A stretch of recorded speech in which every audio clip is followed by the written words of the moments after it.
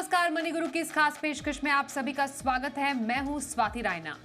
सरकारी आंकड़ों के मुताबिक बैंकों में करीब 42,000 करोड़ रुपए के अनक्लेम डिपॉजिट पड़े हुए हैं, जिनका कोई वारिस नहीं है और ये वसीयत प्लानिंग की जरूरत को दर्शाता है। आज हम आपको बताएंगे वसीयत प्लानिंग क्यों करें, क्या है वसीयत बनाने का सही तरीका, वसीयत अगर नहीं हो तो उस स्थिति में संपत्ति को सही हाथों तक पहुंचाने का तरीका क्या है। इसी की बारीकियों पर आज रहेगी चर्चा। हमारे साथ दो खास एक्सपर्ट्स हैं, उनका परिचय करा देते हैं। चिराग मुनि, एग्जीक्यूटिव डायरेक्टर आनंद राठी वेल्थ, इनसे हम बातचीत करेंगे और साथ ही हमारे साथ नेहा पाठक भी होंगी, ये हेड हैं estate planning Motilal Oswal wealth से।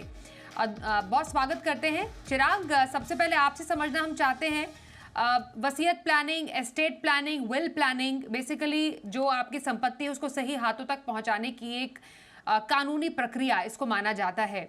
अगर हम बहुत ही सिंपल भाषा में, आसान से लैंग्वेज में समझें कि वसीयत प्लानिंग क्या होती है, क्या क्या इसमें आप अपने जो वारिस है या नॉमिनी उनको पास ऑन करते हैं, तो इसको कैसे समझे, सिंपल डेफिनेशन क्या रहेगी इसकी?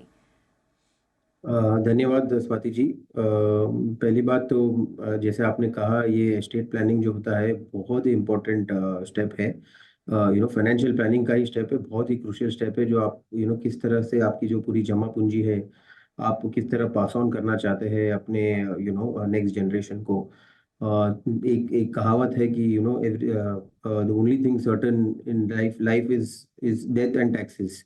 सो हम टैक्स प्लानिंग तो काफ़ी करते हैं, लेकिन जो हमारी जमा पूंजी किस तरह हमको ट्रांसफ़र करना है बहुत इम्पोर्टेंट है।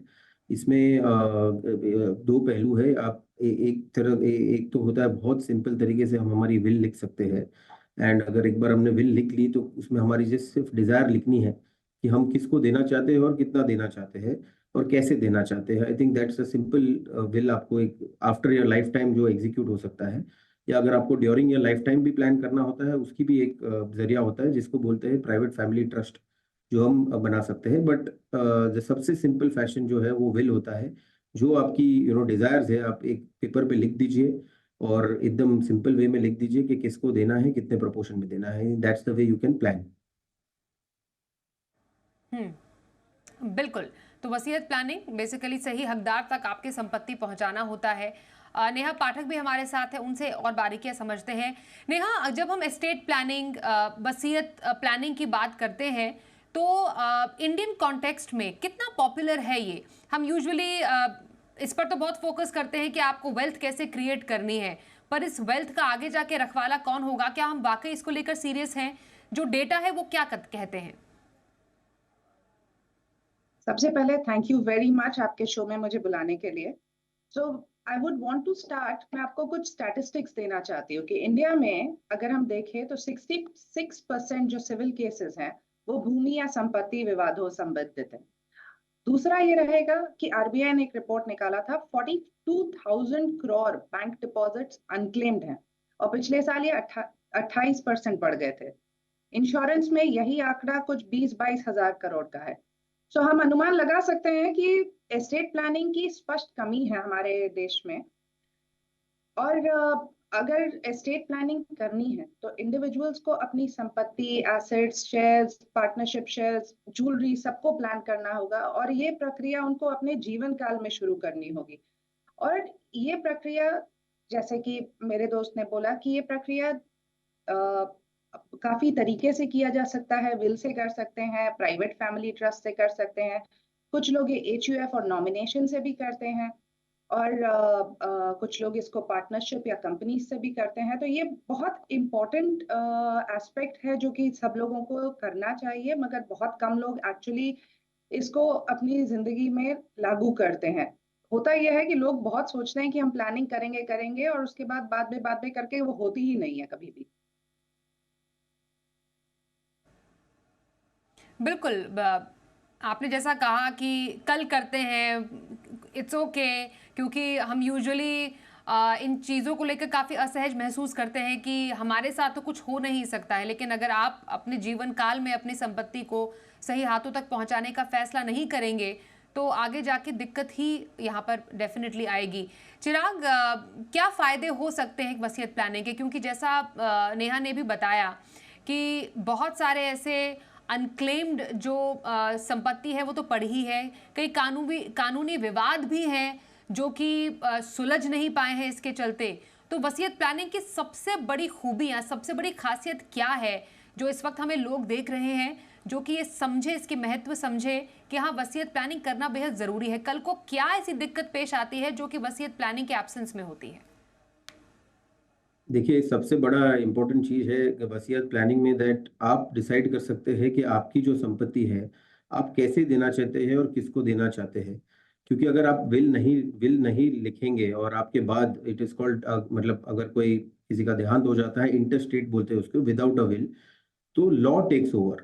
लॉ आपका डिसाइड करेगा किसको कितना जाना है, and that too it is depending on your religion. So for example, अगर आप हिंदू हैं या फिर सिख है या फिर जैन है या बुद्धिस्ट है, तो आपको हिंदू सक्सेशन एक्ट लग जाता है। 1956 हिंदू सक्सेशन एक्ट बोलते हैं उसको। जैसे कि मैं अगर एग्जांपल दूं कि अगर कोई मेल हिंदू गुजर गए और उसके बाद अगर उनके पास विल नहीं है, तो आइडियली जो एसेट्स है वो जाएंगे इक्वली बिटवीन मदर, चिल्ड्रन और उनके स्पाउस को। अगर ये ऐसा नहीं है कि उन तीनों को किसी को देना नहीं है, बट कौन से प्रपोर्शन में देना है वो आप डिसाइड कर सकते हैं। कभी कभी होता है कि मेरे 2 बच्चे हैं, एक बच्चे को मुझे ज्यादा देना है because he is not doing well, what ever. But आप खुद डिसाइड कर सकते हैं। यहाँ पे लॉ डिसाइड कर लेगा कि सबको इक्वल जाएगा, जैसे आपकी मदर, आपके स्पाउस और आपके चिल्ड्रन को इक्वल जाएगा। सिमिलरली अगर आप क्रिश्चियन या फिर आप पारसी हो, तो आपको इंडियन सक्सेशन एक्ट 1925 लग जाता है, जहाँ पे अगर क्रिश्चियन हो तो 1/3 ऑफ द एसेट्स आपको स्पाउस को देना है, बाकी को आपको लीनियल डिसेंडेंट्स को देने हैं। अगर पारसी है तो अगर आपको सिमिलरली आपको इक्वल देना है बिटवीन स्पाउस एंड चिल्ड्रन, लेकिन अगर माँ बाप भी जिंदा है तो उनको भी half the share of the children देना है। अगर आप मुस्लिम है तो आपको शरिया लॉ लग जाता है। ऑफ कोर्स मुस्लिम में आप सिर्फ 1/3 आपका शेयर विल कर सकते हैं, लेकिन 1/3 तो डिसाइड कर सकते हैं, बाकी का 2/3 पूरा आपका शरिया लॉ के द्वारा जा सकता है। एंड शरिया लॉ में भी काफी सारे कॉम्बिनेशन होते हैं, डिपेंडिंग ऑन कौन किसकी विल है और कौन बचा है और कौन नहीं। फॉर एग्जाम्पल, अगर अगर कोई मेल मुस्लिम गुजर जाते हैं और उनके पास चिल्ड्रन है और बीवी है, तो उनको 1/8 ऑफ द शेयर बीवी को जाता है, 7/8 बच्चों को जाता है। वो 7/8 भी डिस्ट्रीब्यूशन अगर सन है तो उसको 2:1 रेशियो में जाना चाहिए। So on and so fourth. तो बहुत सारी चीज आ जाती है। सो लॉ डिसाइड करता है, आप डिसाइड नहीं कर सकते। सो ये मेरे हिसाब से सबसे इंपॉर्टेंट चीज है कि आपको वसीयत क्यों प्लान करनी चाहिए। बाकी of course there are several other things कि अगर वसीयत अगर नहीं प्लान करेंगे तो एक काफी कॉस्टली अफेयर भी हो जाता है। आपको लॉयर के पास जाना पड़ेगा, आपको सक्सेशन सर्टिफिकेट लाना पड़ेगा, टाइम कंज्यूमिंग हो जाता है। फिर आपने अगर ठीक से एसेट्स कहाँ पे क्या क्या है लिखे हुए नहीं है, तो आपकी जो नेक्स्ट जनरेशन है वो पिलर टू पोस्ट भाग रहे हैं ढूंढने के लिए कहाँ पे एसेट्स है। क्योंकि एक जाने के बाद आपको इमोशनल बर्डन तो रहता है, बट फाइनेंशियल बर्डन नहीं आना चाहिए। Is why you should write a will. End of course will नहीं है तो क्लैरिटी नहीं है, कोई क्लैरिफाई करने के लिए भी नहीं है। शायद जो चला गया वो चाहता भी नहीं था कि झगड़े हो, बट शायद झगड़े हो जाए बिकॉज कोई क्लैरिटी नहीं है किसको कितना जाना है। सो ये सब सारी चीज बहुत इंपॉर्टेंट होती है, इसीलिए वसीयत प्लानिंग करना बहुत ही जरूरी है। बिल्कुल, बिल्कुल चिराग, आपने सही बोला। और कई तो ऐसे मामले हमें खुद दर्शकों के सवाल आते हैं कि किन्हीं के ग्रैंड पेरेंट्स, दादा शहर छोड़कर चले गए और उसके बाद पता चला कि कोई किसी टाइम पर कोई शेयर खरीदा था। तो ये कुछ बारीकियां होती है जो दिक्कतें पेश आती हैं अगर आप प्रॉपरली एक तो ना बताते हैं अपनी फैमिली को कि आप अपने निवेश की जानकारी देते हैं, ना ही आप नॉमिनी बनाते हैं या विल प्लान करते हैं। नॉमिनी से एक बात नेहा समझना बेहद ज़रूरी हो जाता है। एक बहुत ही थिन लाइन है और ये थिन लाइन को समझना काफ़ी इंपॉर्टेंट है। हम यूजुअली अभी किसी भी इन्वेस्टमेंट में नॉमिनी बनाते हैं। मृत्यु होने की स्थिति में जो पैसा होता है या शेयर्स हैं या जो भी फाइनेंशियल जो जिम्मेदारी होगी वो नॉमिनी को जाएगी। एक नॉमिनी और एक लीगल हेयर जिसको हम कानूनी वारिस कहते हैं, उनमें डिफरेंस क्या है और दोनों के राइट्स क्या होते हैं? तो अगर मैं बिल्कुल साधारण रूप से ये एक्सप्लेन करूं तो नॉमिनी एक कस्टोडियन या संरक्षक होता है, जो कि आपके एसेट्स को जब तक होल्ड करता है तब तक वो एसेट्स वो लीगल एयर को कानूनी रूप से सुपुर्द ना कर दे। लीगल एयर का मतलब होता है उत्तराधिकारी। कानूनी उत्तराधिकारी होता है या फिर आपने विल में डिस्क्राइब किया है वो आपका लीगल एयर बनता है। अगर मैं इसको थोड़ा सा उदाहरण के रूप में बताऊं तो यदि एक व्यक्ति है, इनके घर में एक वो खुद हैं, उनकी पत्नी है, उनका बेटा है, उनकी बेटी है। ना सोचिए इन व्यक्ति ने एक फ्लैट लिया, उन्हें अपनी पत्नी को उसका नॉमिनी बना दिया और इनने कोई वसीयत नहीं बनाई। हम इनको दो तरीके से देखेंगे, उनने कोई वसीयत नहीं बनाई, उनकी पत्नी उनकी नॉमिनी थी। अगर इनकी मृत्यु हो जाती है तो उनके कानूनी उत्तराधिकारी जो कि लीगल हेयर होंगे, वो उनकी पत्नी, बेटा और बेटी समान शेयर्स में रहेंगे। जब तक ये फ्लैट इन लीगल हेयर्स को दिया नहीं जाता है, तब तक पत्नी नॉमिनी के रूप में फ्लैट को अपने पास रखेगी। नॉमिनी इज लीगल रिप्रेजेंटेटिव, ये सिर्फ होल्ड करते हैं जब तक कि आप वो लीगल हेयर को दे नहीं देते हैं। और दूसरी तरह से अगर आप देखेंगे, अगर उनने विल बनाई है, विल में उनने लिखा है कि ये मेरा फ्लैट है, ये मेरे फ्लैट मेरे बाद मेरी धर्मपत्नी को जाएगा और अगर वो ना रहे तो मेरे दो बच्चों के पास इक्वली जाएगा। Then in that case, the legal heir becomes not the wife. Wife being a nominee also can become a legal heir. So nominee और legal heir same भी हो सकता है, अलग भी हो सकता है, डिपेंड करता है आपने क्या लिखा है और लॉ क्या बोलता है। ओके, तो ये नॉमिनी और लीगल हेयर, कानूनी वारिस की कुछ बहुत ही छोटी बारीकियां हैं पर ज़रूरी बारीकियां हैं जो नेहा ने बताई। एक ब्रेक के लिए रुकेंगे क्योंकि ब्रेक के बाद समझना ज़रूरी है कि जब आप वसीयत बनाने जाते हैं तो आपको किन बातों का ध्यान रखना चाहिए, गवाह कितने इंपॉर्टेंट होते हैं, टू डू जो होता है वसीयत वो क्या रहनी चाहिए, क्या वसीयत को भी चैलेंज किया जा सकता है। वसीयत की इंपॉर्टेंस की आज हम बात कर रहे हैं। हमारे साथ नेहा पाठक है, हेड है state planning Motilal Oswal wealth, और चिराग मुनि से हम चर्चा कर रहे हैं, ये है एग्जीक्यूटिव डायरेक्टर आनंद राठी वेल्थ। चिराग, एक बहुत ही आसान सा सवाल है जो कि अभी दर्शक हमसे जानना चाहते हैं, क्या वसीयत बनाने की कोई उम्र है? हम यूजुअली कहते हैं कि जो उम्र दराज लोग हैं उनको कहा जाता है चलो अब तो विल बना दो, मतलब ये सुनने में बहुत ही अजीब सा स्टेटमेंट लगता है, पर वसीयत बनाने का सही जो टाइम है वो क्या होना चाहिए? देखिए, उसकी वसीयत बनाने की कोई टाइम नहीं होता है। एज लॉन्ग एज आपके नाम पे कोई भी संपत्ति है तो आप अपना विल बना सकते हैं।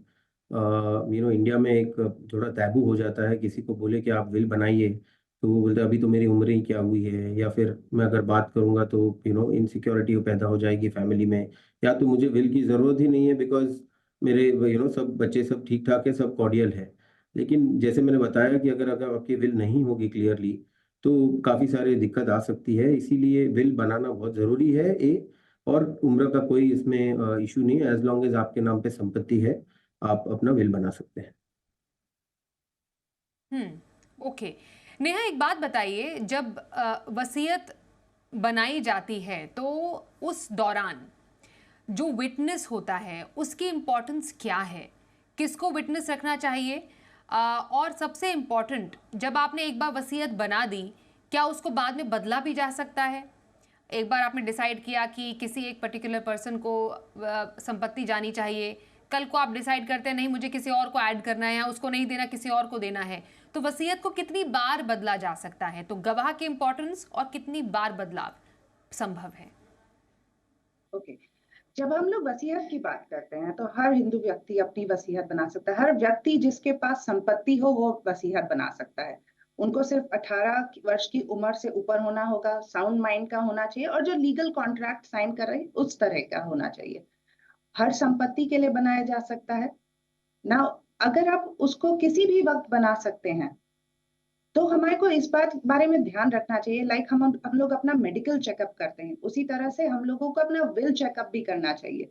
हर 1-2 साल में एक बार विल देख लेना चाहिए कि उसमें जो हमने लिखा है वो अभी भी लागू होता है कि नहीं। हो सकता है मैंने जब पहले विल बनाई हो तब मेरे पास एक घर हो, इन्वेस्टमेंट्स हो, एक बैंक अकाउंट हो। थोड़े साल बाद मेरी इनकम बढ़ गई, मैंने एक और बैंक अकाउंट खोल लिया, मेरे इन्वेस्टमेंट्स बढ़ गए, हो सकता है मैंने एक प्रॉपर्टी और खरीद ली। ओवर द टाइम लोगों के बच्चे भी हो जाते हैं, ग्रैंड चिल्ड्रन भी हो जाते हैं, उन लोगों को ये चीजें ध्यान में रखते हुए विल को चेंज करना चाहिए। नाउ विल को चेंज करने के मल्टीपल तरीके होते हैं। एक होता है आप एक कोडिसिल बना लीजिए, ये होता है एक एडिशन टू अ विल। तो आपने वसीयत बनाई है, उसके ऊपर आप एक लिख रहे हो चेंज, कि हमने ये चेंज किया है, और उस चेंज को आप उस कोडिसिल में डाल दीजिए। जो पर्सन विल लिखता है वही कोडिसिल लिखता है। उस कोडिसिल को भी उस व्यक्ति को साइन करना बहुत जरूरी है। उसके साथ दो या दो से ज्यादा विटनेसेस को साइन करना बहुत जरूरी है। ये witness, as you asked me, कि विटनेस का क्या इंपॉर्टेंस है ना। विटनेस का ये इंपॉर्टेंस रहता है, ये होते हैं साक्षी। ये बताते हैं कि हमने इस इंसान ने जिनने विल लिखी है उनको साइन करते हुए देखा है, इसी विल पे साइन करते हुए देखा है।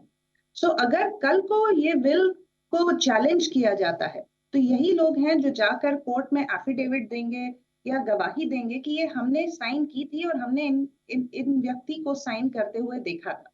तो ये बहुत महत्वपूर्ण है कि दो विटनेसेस कम से कम साइन करने चाहिए, दो या दो से अधिक भी कर सकते हैं। ओके, तो गवाह की इम्पोर्टेंस बहुत ज़्यादा है। एक बात बताइए चिराग, रजिस्ट्रेशन कितना इम्पोर्टेंट है वसीयत का? एक बार वसीयत बना दी, क्या उसको रजिस्टर करना ज़रूरी है, या अगर नहीं भी किया जाए तो वो भी एक्सेप्टेबल है?